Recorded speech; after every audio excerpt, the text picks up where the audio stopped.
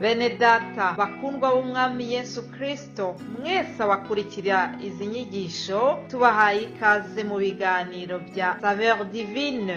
Ibi biganiro mu bitegurirwa n'abavugabutumwa bwiza batandukanye, akaba ari umuhamagaro ugendera ku ijambo ry'Imana byanditse mu gitabo cy'ubutumwa bwiza uko bwanditswe na Matayo ibice 24 umurongo wa 14. Kandi ubutumwa bwiza bw'ubwami buzigishwa mu isi yose ngo bube ubuhamya bwo guhamiriza amahanga yose, nibwo imperuka izahera ko ize. Ibi biganiro mubikurikira ku channel ya YouTube yitwa Saveur Divine. Tubifurije kugubwa neza. Imana Data ari nayo So ibaha umugisha.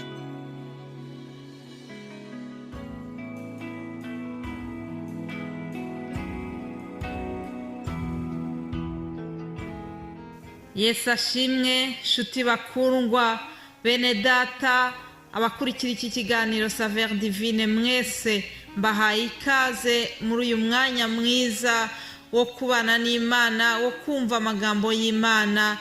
Mbahaye ikaze kandi muri iki cyumweru gishya dutangiye, mbifurije umugisha uturuka ku Mana yacu.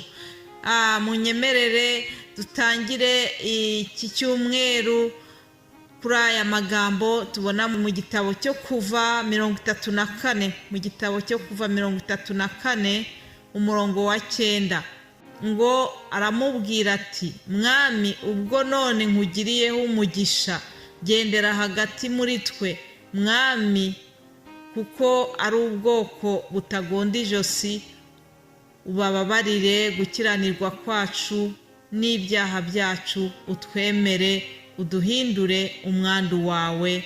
Imana ishimwe. Bene data, aya ni amagambo Mose yabwiye Uwiteka, aramubwira ngo mwami ubwo none nkugiriyeho umugisha, gendera hagati muri twe.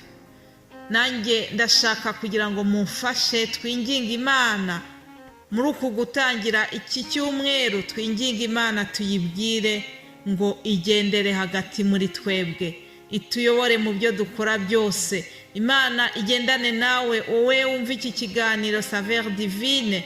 Imana iguherekeze mu byo ukora byose, mu byo wateganyije gukora muri iki cyumweru. Ndakwifuriza kugira ngo uzumve Imana iri kumwe nawe, uzumve igendana nawe mu buryo buruta uko wajyaga uyumva. Ndakwifuriza kugira ngo uyigirireho umugisha. Haleluya. Mose yakunze kubwira Uwiteka ngo niba nkugiriyeho umugisha. Haleluya. Kandi yawe mugiriyeho umugisha koko. Ndakwifuriza nawe kugira ngo ikiganza cy'Uwiteka cyiza kibe kuri wowe, ikiganza cyiza cy'Uwiteka giguherekeze muri byose, maze ube umwandu w'Imana mu izina rya Yesu. Haleluya. Ryari ijambo ritoya ry'urufunguzo, twinginga Uwiteka kugira ngo agendere hagati muri twebwe. Reka rero nkomeze ngushimira wowe wumva ibi biganiro, gushimira wowe wumva ijambo ry'Imana ukariha agaciro kandi ukarigenderamo kandi ukarisangiza n'abandi, ntubyihererane. Ni byiza yuko dusangira amagambo y'Imana yadufashije. Njya ngira umugisha, hari mwene data ukunda kumfatira inyigisho zamufashije, nanjye agahita zinyoherereza. Imana ishimwe. Nuko nguko tugenda dufashanya muri uru rugendo, buri wese akita kuri mugenzi we, kandi ni ikimenyetso cy'urukundo. Ndabifuriza namwe kugira ngo mugire ababakunda kandi babibereke. Imana ishimwe. Hanyuma rero kandi ndakomeza mbashimira mwebwe mwese abashyigikira uyu muhamagaro wa Saveur Divine, murabinyereka mu buryo bunyuranye. Ndashimira abakozi b'Imana bita kuri uyu muhamagaro, bagakorera Imana, bategura ijambo ry'Imana, ubutumwa bwiza, maze bakabusangiza abandi binyuze muri iyi chaîne ya Saveur Divine. Imana ibaha umugisha kubwo kwitanga kwanyu, Imana ibaha umugisha kubwo kwagura ubwami bw'ijuru binyuze muri ibi biganiro bya Saveur Divine. Ndagira ngo mbabwire ngo umuhate wacu si uw'ubusa, kandi ndibuka yuko hari ijambo rivuga ngo abahinduriye benshi ku gukiranuka ngo bazaka nk'inyenyeri. natwe rero Imana ikomeze idushoboze kugira ngo tuyikorere muri ubu buryo bwo kwamamaza ubutumwa bwiza. Imana iduhana umugisha twese, ari uwumva, ari n'utegura, ari uwigisha n'uwigishwa, twese Imana iduha umugisha. Haleluya. Komeze rero uyu mwanya w'inyigisho. Mu minsi yashize, ibyumweru 2 byashize, muzi yuko twaganiriye cyane ku nzandiko Pawulo yandikiye Timoteyo, impanuro yamuhaga nk'umubyeyi we wo mu mwuka.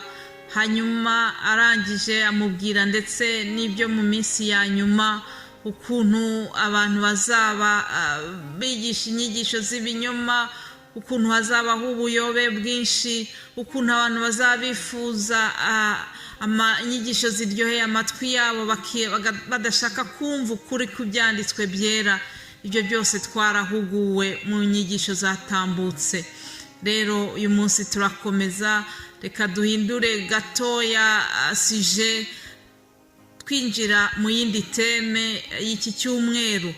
Iki cyumweru ndagira ngo tuzaganire ku ijambo rivuga ngo kuba inshuti ya Yesu. Haleluya. Narinjira mu iri jambo, nagira ngo mbasangize iki kintu, nuko hari abanyeshuri baje kungurishaho indabyo mu minsi yashize. Hari kuwa gatanu, barambwira ngo nkore komande, ngo gukora komande y'amaroze. Nagombaga gukora komande, bambwira ko bazagurisha amaroze, indabyo z'amaroze, ngo hazaba umunsi mukuru w'abakundana. Ndabizi neza yuko mubimenyereye abari muri iki gihugu cya Belgique ndetse n'ahandi henshi, itariki 14 z'ukwa 12 ngo yahariwe umunsi w'abakundana. Rero hari iminsi mikuru inyuranye, habaho umunsi mukuru w'abagore, habaho umunsi mukuru wahariwe uburenganzira bw'ikiremwa muntu. Ibyo turabimenyereye, hagiye habaho iminsi yahariwe iki n'iki. Uwo munsi rero wa kuri 14 z'ukwa 2 benshi bawutegerezanyije amatsiko menshi, bafite ishyushyu ryinshi ryo kuhagera ngo kugira ngo bazabone impano inshuti zabo zabagenewe. Ndashima Imana yuko natwe yadukunze ikatwoherereza impano ikomeye, ariyo Yesu Kristo, umwana wayo w'ikinege. Haleluya. Icyo ni ikimenyetso gikomeye cy'urukundo Imana yadukunze. Hanyuma nkuko nababwiye yuko mu iki cyumweru tuzaganira ku byerekeranye no kuba inshuti ya Yesu, tuzareba natwe uburyo Yesu twamubera inshuti. Yesu yifuza yuko tumubera inshuti. Yesu yifuza yuko tumukunda, ndetse yagiye aducira amarenga, aduhugura, atwereka ibyo akunda, ibizatuma amenya ko tumukunda, bizatuma amenya yuko turi inshuti ze. Haleluya. Yesu yavuze ku by'ubucuti, Yesu yavuze ku by'urukundo, aganiriza abigishwa be. Umunsi umwe arababwira ngo uko data yankunze ngo niko nanjye nabakunze, ngo nuko rero mugume mu rukundo rwanjye. Haleluya. Ngo nimwitondere amategeko yanjye, muzaguma mu rukundo rwanjye nkuko nanjye nitondeye amategeko nkaguma mu rukundo rwe. Haleluya. Yesu nawe yagiye avuga ku by'urukundo. Muzi ko Yesu yagiye avuga ku by'ubucuti niyo ku by'urukundo. Ni ukuri iki gitabo Bibiliya yera nicyo gitabo kirimo amagambo y'urukundo aruta ayandi yose mwavoma mu bindi bitabo. Ndabifuriza gushakisha amagambo y'urukundo ari muri iki gitabo. Hanyuma arongera abwira abigishwa be ngo ntawe ufite urukundo ruruta urw'umuntu upfira inshuti ze. Aya ni amagambo Yesu yabwiraga abigishwa be. Arababwira ngo muri inshuti zanjye ngo nimukora ibyo mbategeka. Sinkibita abagaragu, kuko umugaragu atazi ibyo shebuja akora, ahubwo mbise inshuti kuko ibyo numvise kuri data byose mbibamenyesheje. si mwe mwantoranyije ahubwo ni njye wabatoranyije kandi mbashyiraho kugira ngo mugende mwere imbuto zanyu zigumeho, kugira ngo icyo muzasaba data cyose mu izina ryanjye akibahe. Ibyo mbibategekeye kugira ngo mukundane. Imana ishimwe. Bene data, iyo umuntu akunda uwundi agenda ashakisha ibintu byose byamunezeza, ukora uko ushoboye kugira ngo umukorere utuntu mbese two kumukora ku mutima. Hari abatanga amakado y'ibintu bifatika, hari abavuga amagambo meza bakayandikira inshuti zabo. Amagambo meza nayo ni impano nziza. Mbese hari uburyo bwinshi bwo kwerekana urukundo, bwo kwerekana ubucuti ufitiye umuntu. Yesu rero nawe yaduhaye uburyo tugomba kumukunda. Navuga ngo yaduhaye rosette. Aravuga ngo muri inshuti zanjye nimukora ibyo mbategeka. We ntadusaba ibintu bikomeye, ntadusaba kuriha amafaranga ya nta yindi kado Yesu yatusabye kumugurira. Ikado yifuza ikomeye ni uko dukora ibyo adutegeka, tukubahiriza amategeko ye. Ngubwo uburyo bwo gukunda Yesu.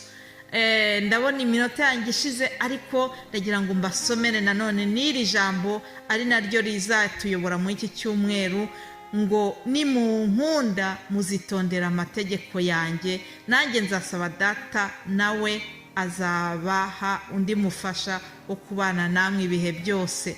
Haleluya. Ngo niwe mwuka w'ukuri, ntibishoboka ko ab'isi bamuhabwa. Rero Imana idufashe, Yesu akomeze abafashe, Yesu akomeze agendane namwe, umwuka wera adufashe kwitondera amategeko y'Imana. Nibwo buryo bwiza bwo kwereka Yesu yuko tumukunda. Mbifurije umunsi mwiza, mbifurije icyumweru cyiza. Haleluya, amen.